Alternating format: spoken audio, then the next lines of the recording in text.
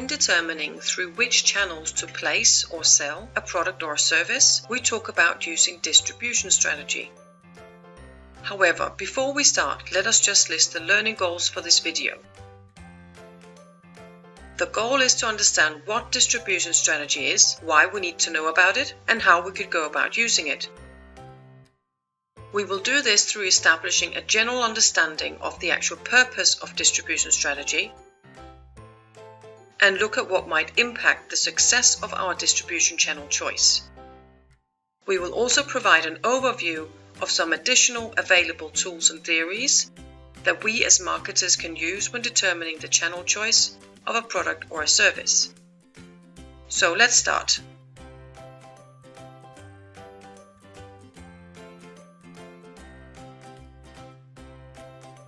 What is the purpose of distribution strategy? And what is the connection to the rest of the marketing mix? When you are asked to design the marketing mix, you need to make decisions on 4 or 7 core elements, also known as the 4 or the 7 Ps. First of all, any issues concerning the product. This would include packaging and all other elements in connection with the product. Secondly, a decision on price. Thirdly, you will need to decide on the place, which is what this video will address. We will also need to make a plan of which promotional activities we will carry out in order to tell our customers about our product and encourage them to buy. If we're dealing with an offering that is better described as a service, or perhaps a product that includes large elements of service, we might also want to look at the additional 3 Ps. The people that are involved in delivering the service, the process that our customers will go through in order to receive our service, and the physical evidence, any visible or tangible elements that the customer will see, hear, or in other ways experience when receiving the service. None of the 4 or the 7 Ps should be decided on in isolation. However, place is the P which we will focus on in this video. So, why is it important to make sure we choose the right distribution channels? Let us use an example. This business produces French cakes and desserts. In these modern production facilities, well-educated confectioners develop recipes and create delicious cakes and desserts ready to be sold and distributed to cake-loving customers. What will impact the success of the chosen distribution channels? And subsequently, which considerations are relevant when making their choice of distribution setup? Let us imagine that they had the idea of selling their cakes and desserts in rural areas through roadside self-service booths where customers were expected to show up and purchase the products without any assistance. In this case, we could argue that they should first of all have considered some market factors. Firstly, what is the location and concentration of their customers? Is it likely that they will be able to sell to a suitable amount of customers with this kind of setup? Secondly, do their customers expect to buy these types of cakes and desserts at roadside booths? If not, it could be a challenge to convince them of the value in doing so. Thirdly, we would advise them to consider whether the customers would be able to get the information and service expected when using this type of setup.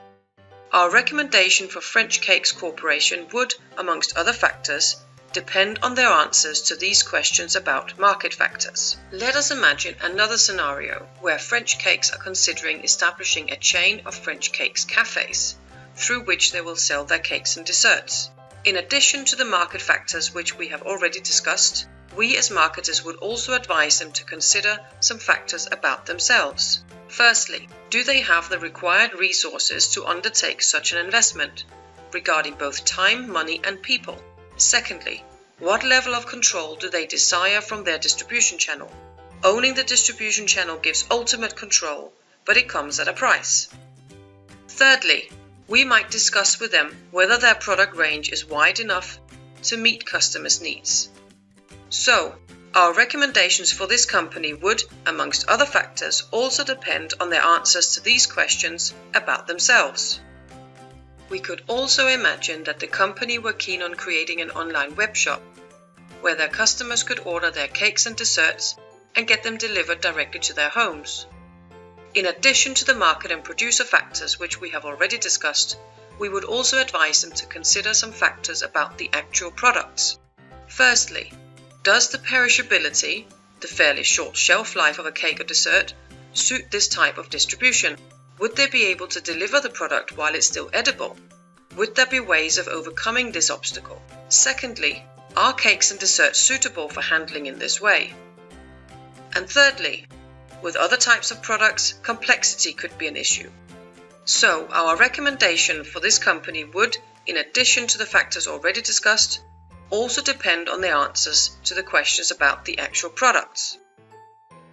We might also imagine that the company is keen on distributing their products through supermarkets in order to reach a large number of people from their target group in this way.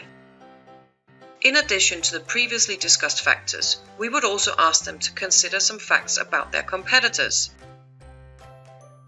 Firstly, which channels are their competitors using? And secondly, is it possible to achieve differentiation through choice of channel? Let us imagine that in one particular supermarket chain, consumers are not exposed to the competitors' cakes or desserts.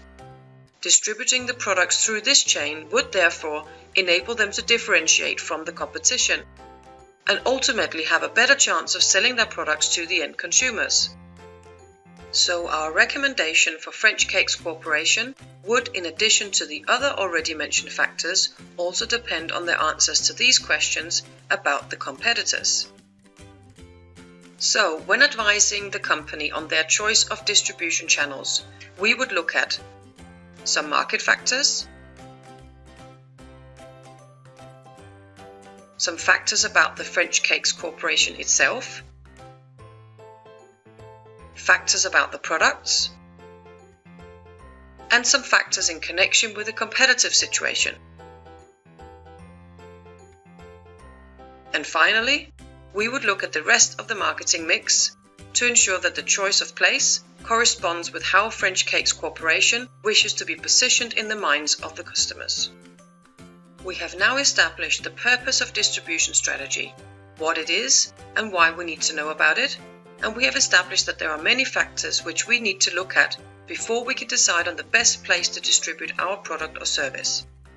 So let's move on. In addition to the factors we have just discussed, we as marketers have some additional tools and theories we can use to guide us when determining which distribution channels to use. These will not be described in detail in this video, but let us just introduce an overview of some of the tools and theories we might want to use. We would determine whether we're dealing with consumer, B2B, and/or services distribution channels. Distribution intensity should be looked at. To what extent and in which context do we want our product or service to be available to the end consumers? Thirdly, we would consider whether to use independent intermediaries, setting up a franchise operation, or perhaps go for channel ownership. We should also look at the physical distribution system, which would include decisions on transportation of goods, inventory issues, and order processing procedures. If we're dealing with retail, we could also look at the process of retail differentiation. Finally, we should also look at how we could manage the relationships with our chosen distribution channels, so that it remains prosperous for both us and for the different parties within the channel. We have now established an understanding of the purpose of distribution strategy, the different factors that impacts our choice, and lastly we have presented an overview of some additional tools and theories available to us when determining a suitable place to distribute our product or service.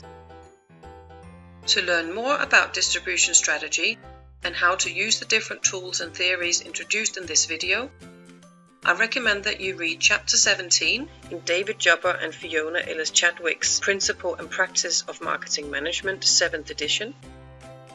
My name is Tina Wade. Thank you for watching.